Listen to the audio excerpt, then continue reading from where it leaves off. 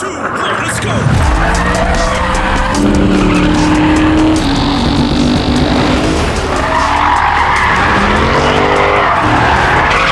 The year was 2008, and lightning struck. Not once. Not twice. But 3 times. For this 1 year only, there were 3 compact sports sedans from Germany with V8s. This was Peak Sport Sedan. Or am I just getting old? Looking at the world through rose-colored glasses, reminiscing about the good old days that weren't all that good. 3, 2, 1, let's go!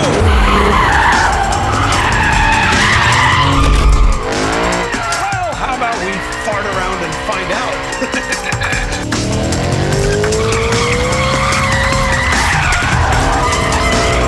Retro cars, modern perspective,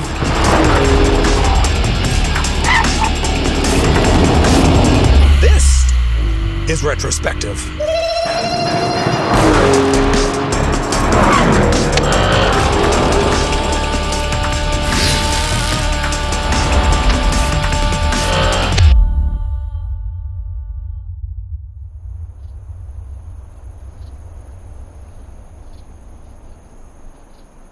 First up, let's talk about how these 3 cars were received by the media when they were new. Don't let the multiple facelifts and the Just for Men fool you. I was there. In fact, I'm old enough that I was working as a journalist when these cars came out, and I reviewed them in period. And now they're collectible almost classics. And whether you own one of these 3 icons or another collector car that you love, well, my advice is to make sure it's protected with a Hagerty guaranteed value insurance policy that allows you to agree on the car's value before it gets hit by that degenerate in a Nissan Altima. Go here for a quote, but do that after this episode because we have work to do.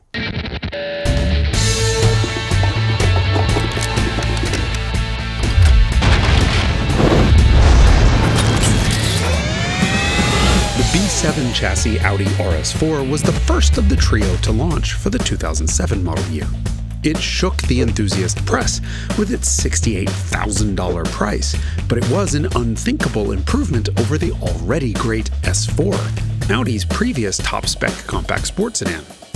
The RS4's V8 added 80 horsepower with no additional displacement.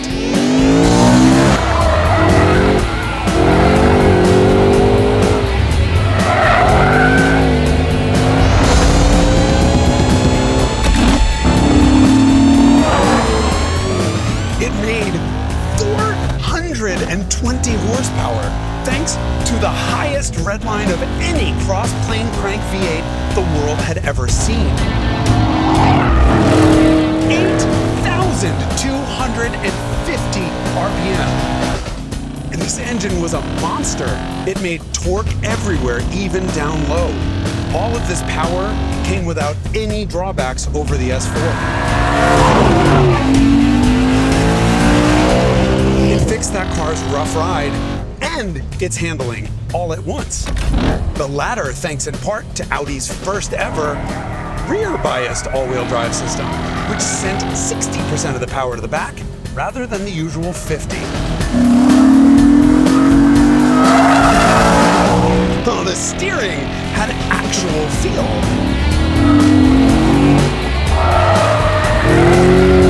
It had brakes off a flippin' Lamborghini Gallardo. 8 piston calipers, kids.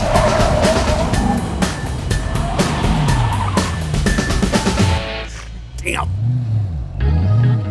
The RS4 was, together with the original RS2 Avant, one of only 2 Audis ever made with a chassis that felt as though it was tuned by people who really know how to drive.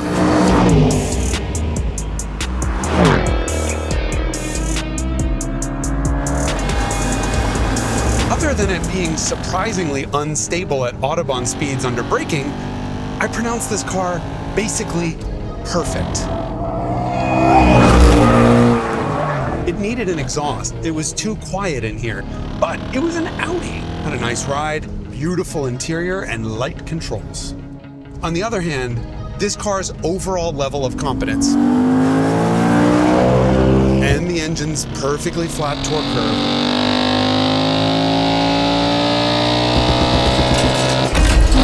and the all-wheel drive system all combined to make a hell of a performer that was, to use the word that appeared constantly in my notes, soulless. Especially compared to the BMW M3 of the time, the E46 M3, a chainsaw-engined psychopath. But the E46's reign didn't last for much longer because a year after the Audi launched, BMW dropped a V8-powered bomb on the RS4.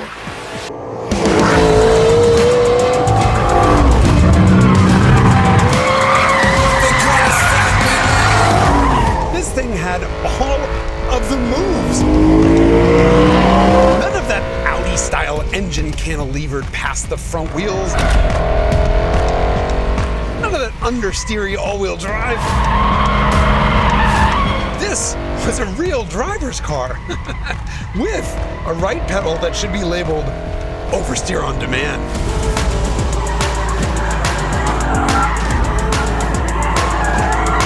This wasn't BMW's first V8, but it was certainly unlike anything BMW had ever made before. In fact, it was unlike anything anyone else had ever made before, including Audi.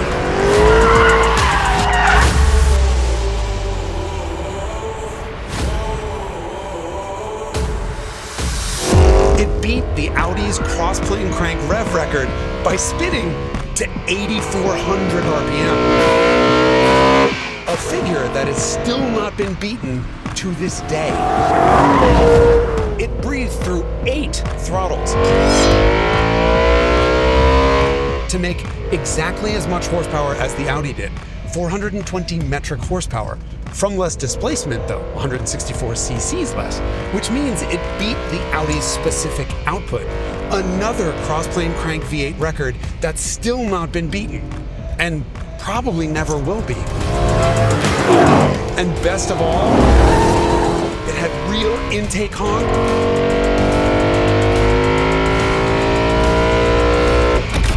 and the most haunting exhaust of any V8 before or since. Wow.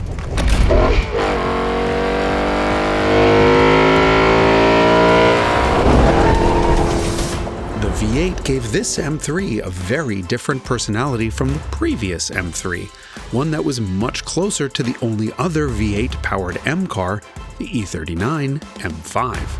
Add to that this new M3 was available as a 4-door sedan and was big and refined enough to be a do-it-all Swiss Army knife, the kind of car that your mom might approve of from the passenger seat, all led me to the conclusion back in the day that the badge on the boot lid might have said M3, but this was a near-perfect replacement for the E39 M5.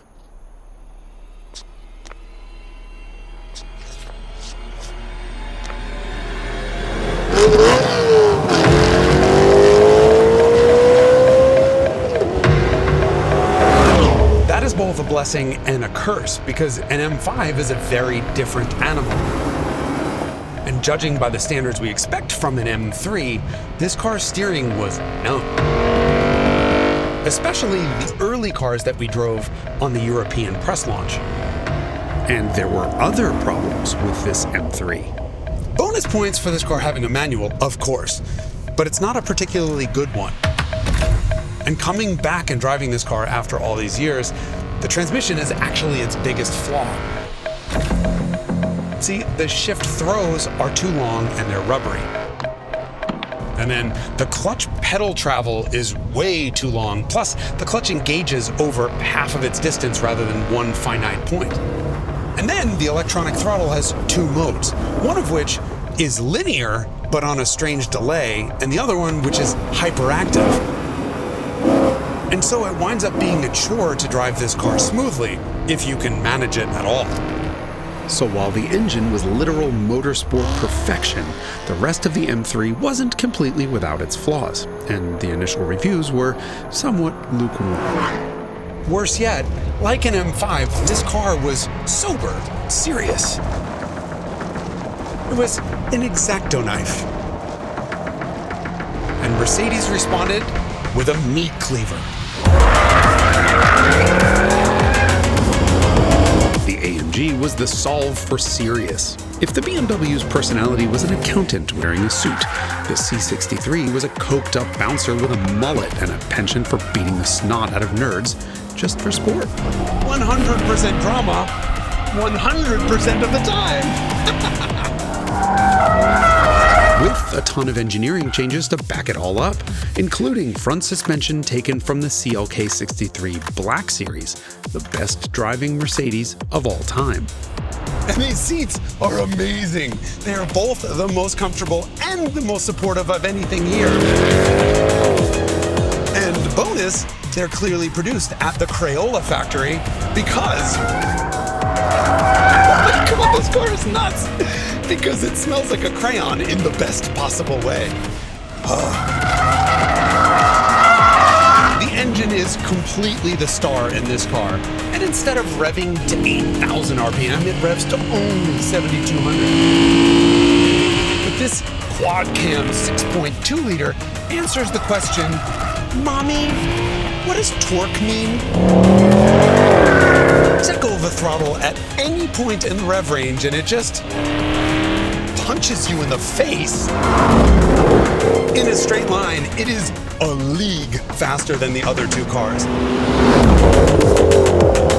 This thing hit 60 in 3.9 seconds when the BMW needed 4.3, and the Audi, despite its all-wheel drive launch, took 4.5 seconds.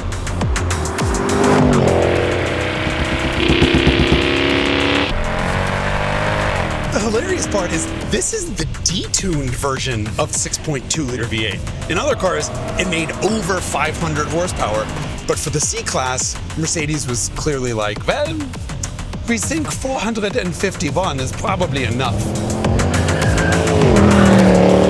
It's actually way too much, which is exactly why we love it. Yes! My verdict when this car was new was that this is everything you'd never expect from Mercedes-Benz and everything you'd ever want from an AMG.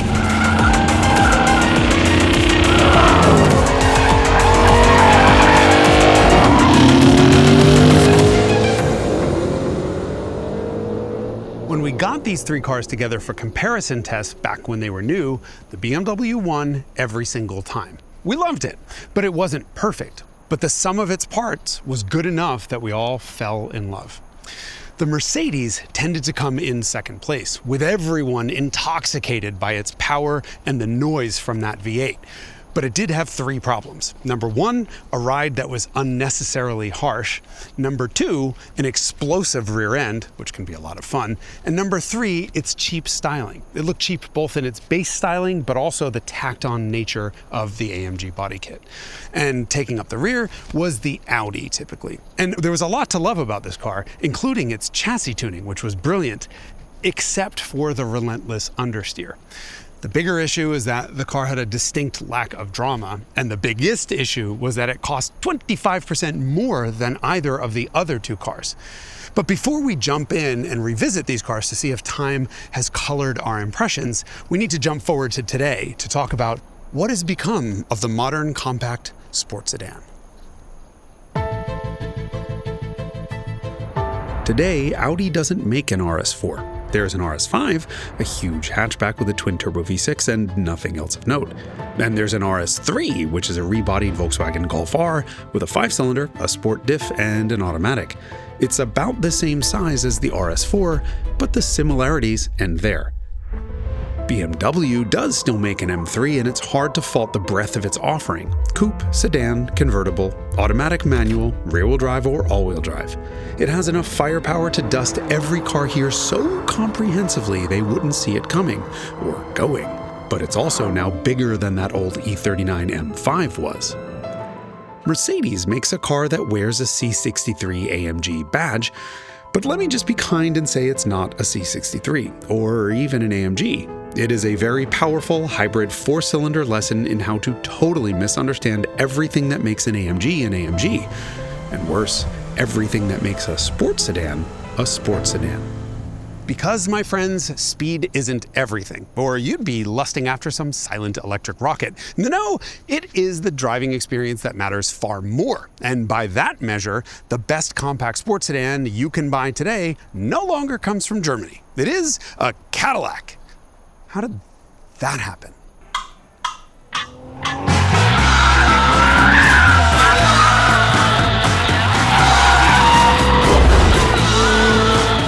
Benchmark for fizz. This is the most alive, the most communicative, the most engaging sports sedan you can buy. But the question we need to answer is today's benchmark anywhere close to the old cars? Or is it actually even better?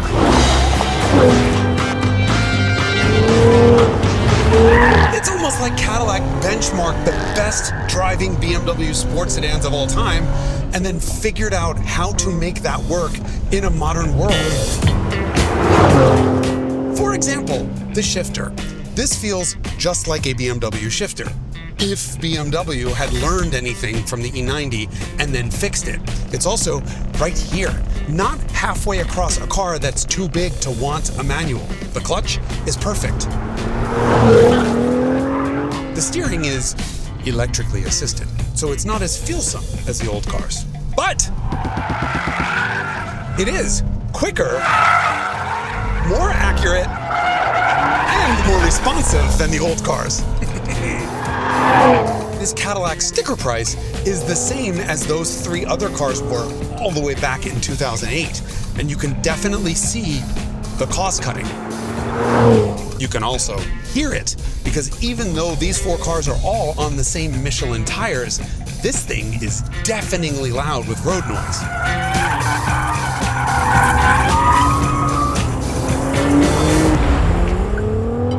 Of course, the Cadillac does beat the old cars in some ways for sure, like ride quality. And then, thanks to its MR dampers, the car has better limit behavior too. It's soft and cushy when you want it to be, firm and flat when you need it to be.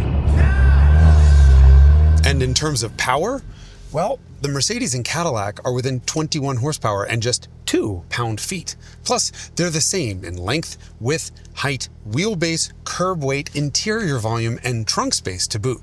So you want to see where nearly 2 decades has gotten us? I do.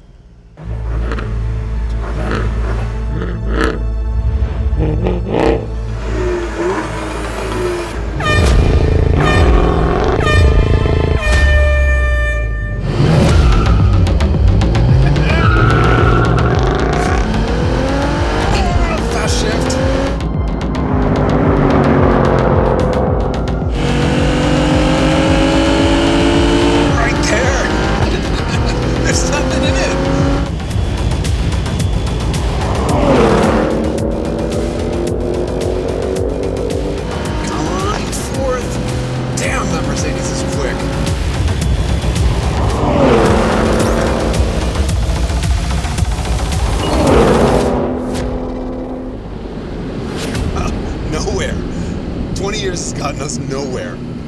In terms of speed, at least one of the old cars is still very much in the mix, but that was a very one-sided race acoustically. If the Blackwing has one glaring fault, it's what's under the hood. Cadillac replaced 2 cylinders with 2 turbochargers and dropped the ball entirely. It's like Cadillac perfected a drive-by-wire throttle. Look. Instant response, boom, boom, boom. But then you get response, lag, and now boost. Why? Why a turbo?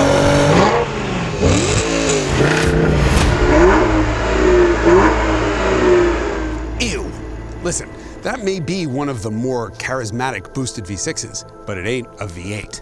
And not to belabor the point, but against all odds, GM's pushrod small block has emerged as everybody's favorite V8. If this had the base Corvette engine in it, why, it'd be quicker, it'd be way more fun, and it would probably be lighter and cheaper to boot. In other words, it would be genuinely game over for the old cars. But it doesn't, so it's not.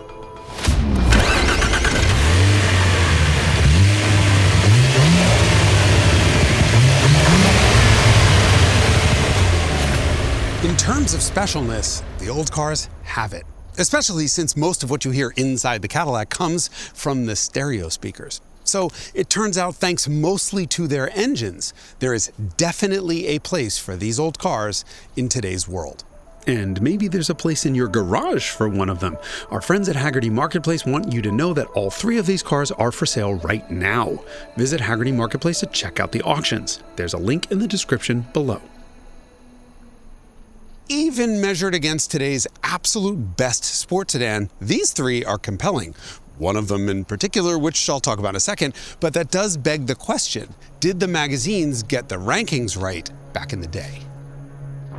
Well, first of all, we now know what it's like to own these cars as they've aged. And while none of them has a true fatal flaw, they each have their big issues with their engines. Head bolts, rod bearings, and intake valve deposits, to name one each. So one major issue per car. Shocker, I know, from a German car company, but none of the issues is significant enough that I would dissuade you from owning one of these cars. So let's talk about where they rank today. Here's a tip. Anytime some know-it-all journalist describes a car's styling as boring, you know it's going to age exquisitely well. And the RS4 is a perfect example of this. It was the best looking of the bunch in 2008, and it still is. Those perfectly integrated fender flares, front and rear, which is very expensive to do, plus that ducktail, all ensure this will always look like a very special car. The engine is a red-headed technological masterpiece. But if you ignore that, not much else about the RS4 will light your hair on fire. It is the best driving Audi sedan ever, and it's a really good car, which probably explains why people put so many miles on these things. But here's the thing, the better a car is at car ring, the less interesting it tends to be on a Sunday drive. Then today's Thursday.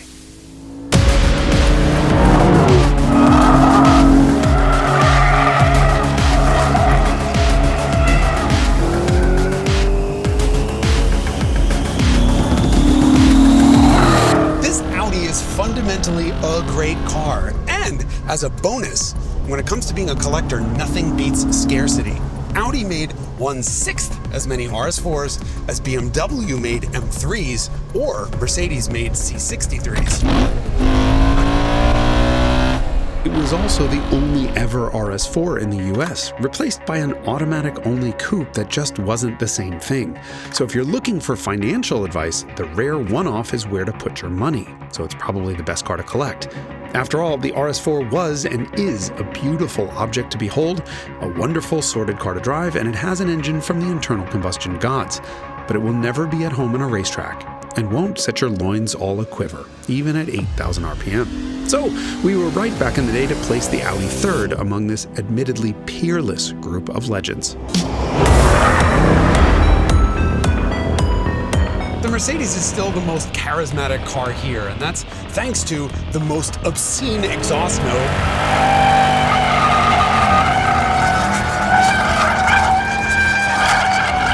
plus the hooligan chassis tuning. Plus the best seats and easily the best steering here. The Mercedes speed advantage kind of fades away because as other cars have gotten faster, well, this is just more normal. And since everything these days is turbocharged, we're used to this outrageous amount of torque. But this car has a unique combination of the type of torque you'd see from a turbocharged engine, plus the sound, character, and response of a naturally aspirated V8. And that is one hell of a winning combo. Boom! The C63 got even better with time, including a hugely improved interior and even more power for its eventual facelift. But even out of the gate in its first year, this is a true dual-purpose sedan that plays luxury car until you start to push it, because it had both the power, noise, and poise of a true sports sedan. However, as the Cadillac has a huge Achilles heel in the form of its engine, the Mercedes is a deal-breaker for many because of its transmission. Once upon a time, we called it, quote, the best automatic in the world, and it's still surprisingly good, but even a good automatic can't compete with a manual, even a meh one like the M3's. Turns out we were right to have given all the wins to the BMW M3.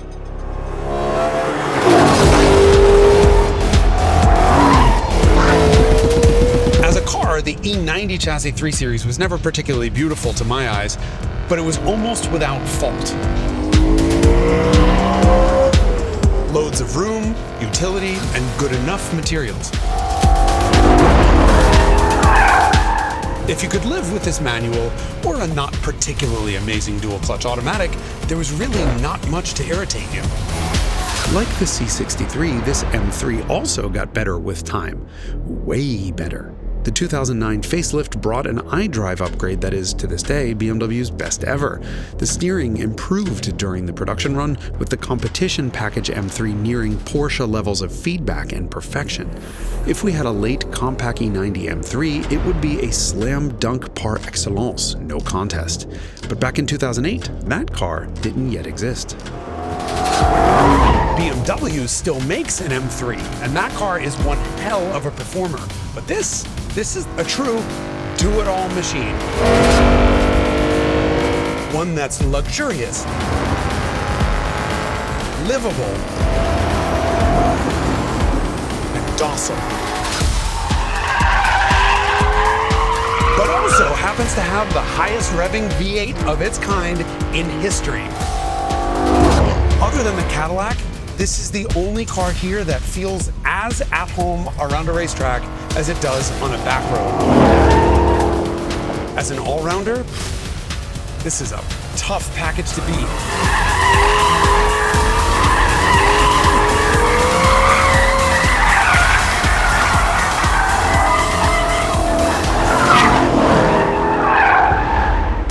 Sure, today's cars have some other benefits, chief among them safety.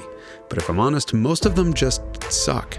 The Cadillac doesn't. It's a brilliant driver's car, the kind of peak sport sedan that lives atop the experience chart and the bottom of the compromise list. It is an absolute standout. But driving the 2008 cars on the same day, on the same track, at the same speeds as today's best sports sedan makes it clear we've also lost something. That something is feeling real things, hearing real sounds, than driving a car that listens to you first, not a computer.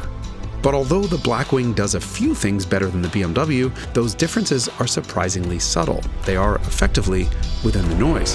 The honking intake noise, the haunting exhaust noise, and the frenetic combined wail of an 8,400 RPM V8 stuffed into what is, viewed through any lens, the absolute peak sports sedan.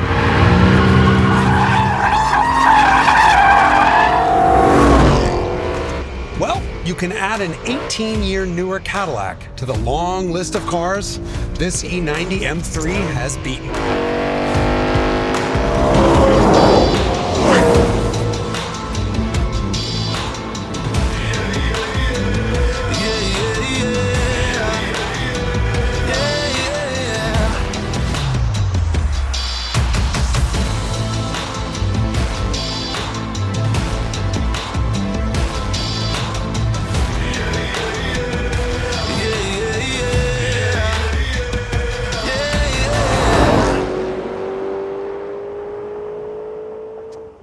Don't forget, visit jasonsentme.com for a free insurance quote. Oh, don't forget also, these 3 cars are available for purchase right now at Hagerty Marketplace. Please, somebody, give one of these cars a good home. They need it.